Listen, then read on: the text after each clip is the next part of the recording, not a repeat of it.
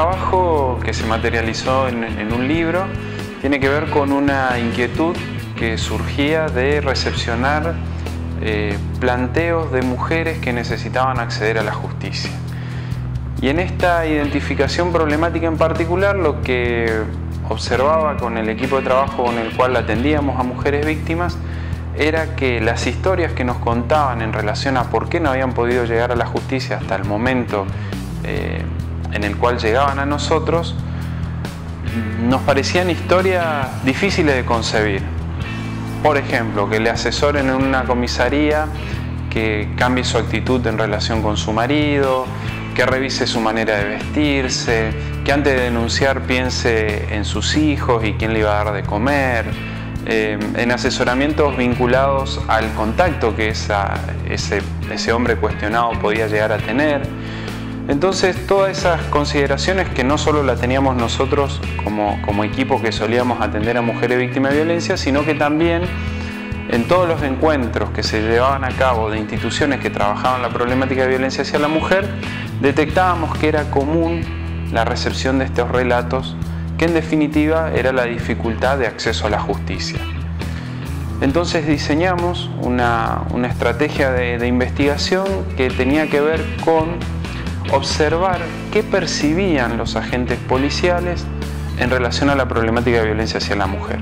¿Por qué destaco de qué lado mirábamos el problema? Porque la mayoría de las investigaciones que nosotros pudimos recolectar, principalmente de España, de Brasil y algunas pocas en la región andina de América, la mayoría se centraban en tomarle testimonios a las mujeres víctimas de violencia, donde decían justamente esto, que habían acudido a la policía, que no habían encontrado respuesta, que a su vez la familia no la acompañaba. Nosotros intentamos pararnos del otro lado, a ver qué pensaba el agente de la policía en relación a esta problemática. Entonces diseñamos desde una mirada jurídica, pero también antropológica, quien me acompañó en esta instancia es la antropóloga Lidia Schiavoni. Diseñamos una estrategia de indagación para el personal que tenía que atender este problema y a su vez una serie de entrevistas a quienes tomaban decisiones en cada una de esas comisarías de la ciudad de Posadas.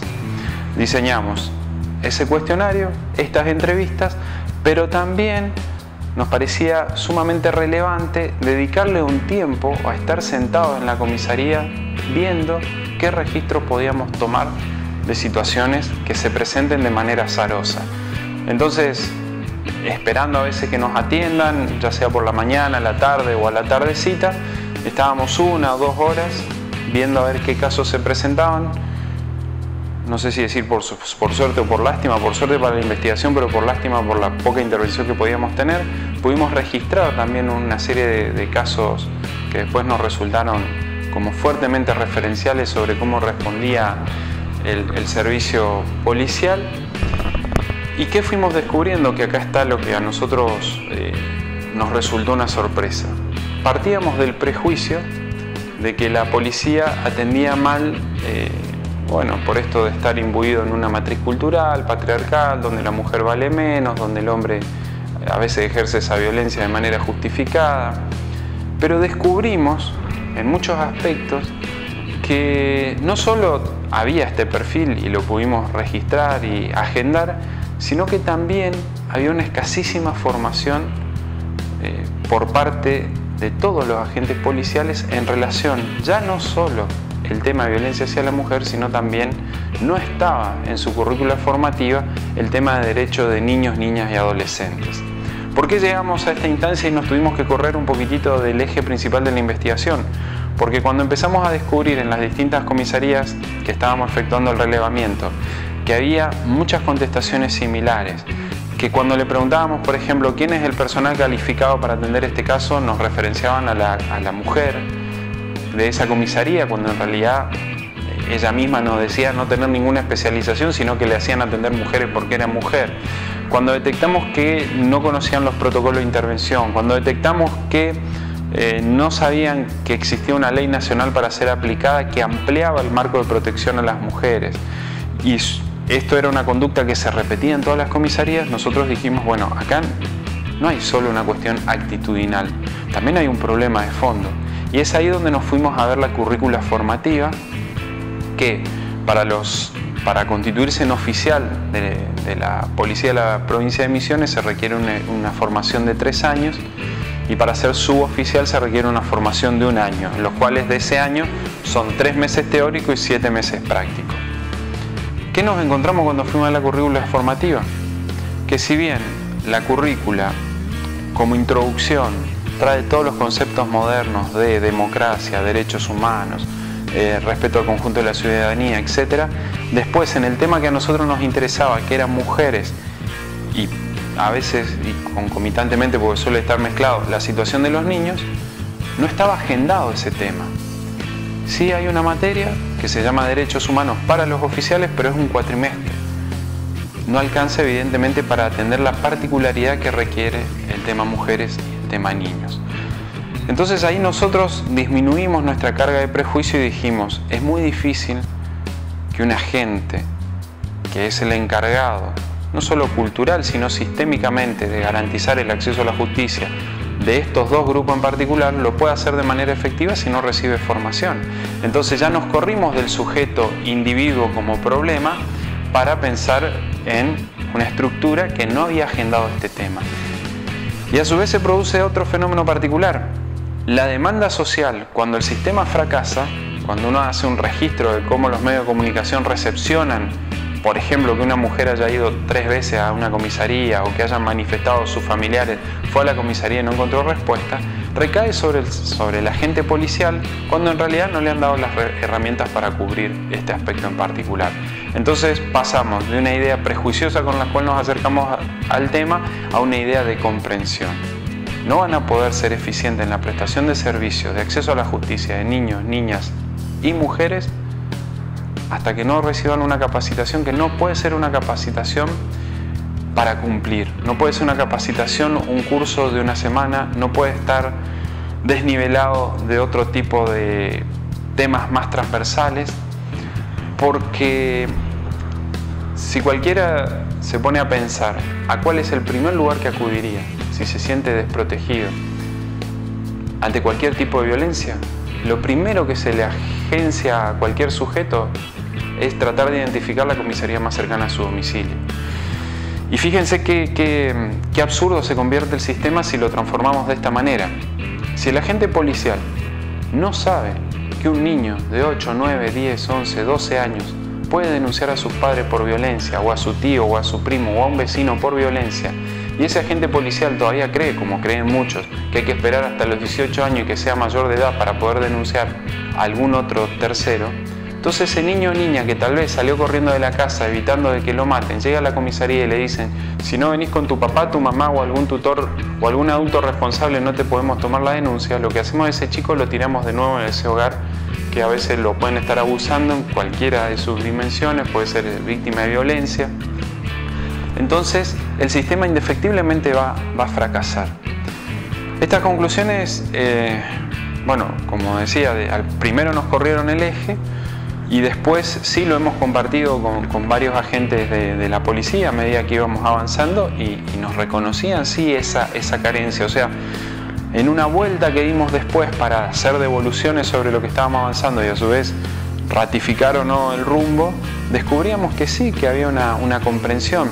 Y a tal punto llega la absurdez de esta situación que muchos agentes no consideraban las situaciones de violencia en el ámbito familiar como si fuesen pasibles de ser calificadas como delito. Lo veían como un problema del hogar, que sí tiene que ver con una matriz antigua, que era que de la puerta hacia adentro de la casa el Estado no se metía, ¿no? Que esto tiene que ver con una idea de república y tiene que ver con el proceso de fortalecimiento de esas instituciones que separaron el Estado de la vida privada, porque antes el Estado a través del rey se metía en tu casa y hacía lo que quería. Entonces eso fue una separación importante, pero ahora, habiendo descubierto el sistema, que las mujeres la pasan a veces más mal dentro de su casa que en la vía pública, que indefectiblemente los niños y niñas víctimas de violencia y de abuso en un 90% de los casos la pasan mal dentro de su casa y no en la vía pública, entonces el Estado ya no puede decir livianamente no nos metemos dentro de las casas de familia, por el contrario, si un docente detecta que hay abuso, si un trabajador social, si un agente del sistema judicial que va desde la policía hasta cualquier juez, fiscal, defensor, etcétera, detecta una situación, esa casa se entra, digamos, no se abre la puerta y se entra, hay procedimiento para hacerlo. Pero si el agente policial, que es uno de los encargados de ejecutar esa decisión que va a tomar un juez, pero si no la comprende cabalmente, entonces el sistema va a seguir fracasando. Esa fue la conclusión de nuestra investigación. Consideramos que se necesita un trabajo que debe rupturar un proceso cultural, lo cual es muy difícil, que no es solo patrimonio del sistema policial, sino que es un patrimonio social en general. Lo que tiene en particular la policía es que es una institución jerárquica, que eso puede ser entendido como una desventaja, pero también como una ventaja, porque si las máximas autoridades dicen este es nuestro tema de agenda y se baja como un tema de agenda potente y de control y de supervisión de que se cumplan las pautas y estándares que ya están enunciados, lo cual también es una ventaja, lo que hay que hacer ya está todo escrito.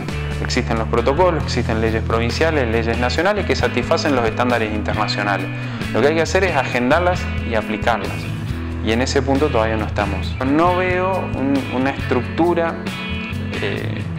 cultural de reflexión sobre lo que pasa en este tema. Inclusive hasta mucha resistencia en sectores que tendrían que ser aliados de esta problemática. Inclusive mujeres que por su propia experiencia de pasar por el sistema y no encontrarse bien tratadas en él, hoy creen que todo lo que hace al proceso de denuncia, de visibilización de la problemática, etc., las ha puesto en peor situación que la que estaban antes.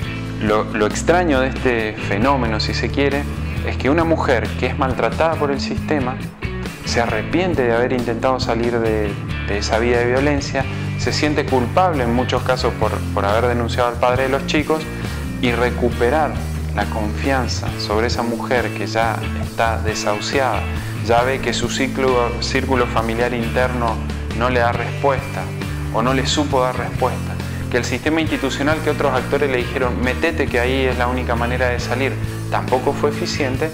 Entonces esa mujer está desilusionada de lo que institucionalmente se pueda brindar, y ahí yo creo que eso es más difícil de revertir.